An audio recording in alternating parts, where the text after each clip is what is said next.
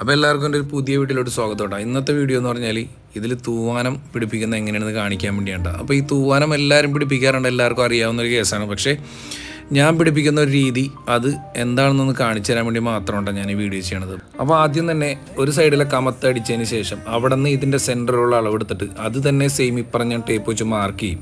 എന്നിട്ട് മാത്രമേ അപ്പുറ സൈഡിലെ കമത്ത് കയറ്റാറുള്ളൂ. എന്നിട്ട് ഇതിൻ്റെ അടിഭാഗത്തെ അളവ് എത്രയാണെന്ന് നോക്കണം നമ്മൾ. അതെടുത്തതിന് ശേഷം ഈ ഒരു വൺ സൈഡിൽ അളവും നമ്മൾ എടുക്കണം. ആ സെയിം അളവ് തന്നെ ആയിരിക്കും എന്തായാലും അതിൻ്റെ ഓപ്പോസിറ്റ് സൈഡിലോട്ട് വരുന്നത്. എനിക്ക് തോന്നുന്നു രണ്ട് സൈഡിലും ടേപ്പ് വെച്ച് മാർക്ക് ചെയ്തിട്ട് കമത്ത് കയറ്റുന്നവർ വളരെ ചുരുക്കം പേരാണെന്നാണ് എനിക്ക് തോന്നുന്നത്.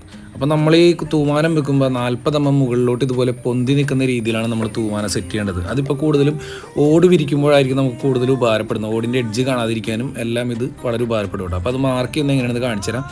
ഇതുപോലെ തൂവാനത്തുമ്പോൾ ടോപ്പിൽ നിന്ന് 40 mm മാർക്ക് ചെയ്യുക. അതുപോലെ തന്നെ അടിയിൽ നമ്മൾ 40 mm മാർക്ക് ചെയ്യുക.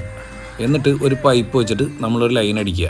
അതുപോലെ തന്നെ രണ്ടാമത്തെ പീസിൽ നമ്മളങ്ങനെ ലൈൻ അടിക്കുക.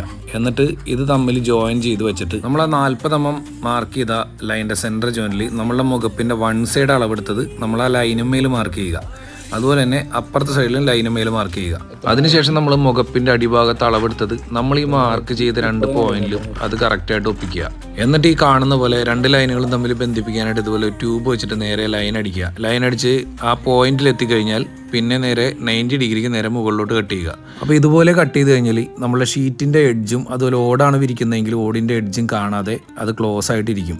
അപ്പോൾ ഇതിങ്ങനെ ചെയ്യാൻ അറിയാത്തവർക്ക് വേണ്ടി മാത്രം ചെയ്തൊരു വീഡിയോ ഉണ്ട്. അപ്പോൾ അങ്ങനെയുള്ളവർക്ക് ഇത് ഇഷ്ടപ്പെട്ടെങ്കിൽ നമ്മളെ വീഡിയോക്ക് ലൈക്ക് തരാൻ മറക്കരുത്, ഒരു കമൻറ്റും തരാൻ മറക്കരുത്. പിന്നെ ഇത് ചെയ്യാൻ അറിയാവുന്നവർ തെറി ഒഴിച്ചിട്ട് നിങ്ങൾ എന്ത് കമൻറ്റ് വേണമെങ്കിലും ഇട്ടോ, ഒരു കുഴപ്പമില്ല. അപ്പോൾ അടുത്ത വീഡിയോ ആയിട്ട് ഞാൻ വീണ്ടും വരാട്ടാ. നിങ്ങളുടെ സപ്പോർട്ട് ഉണ്ടാവുമെന്ന് വിചാരിക്കണം. അപ്പോൾ ഓക്കെ, ബൈ.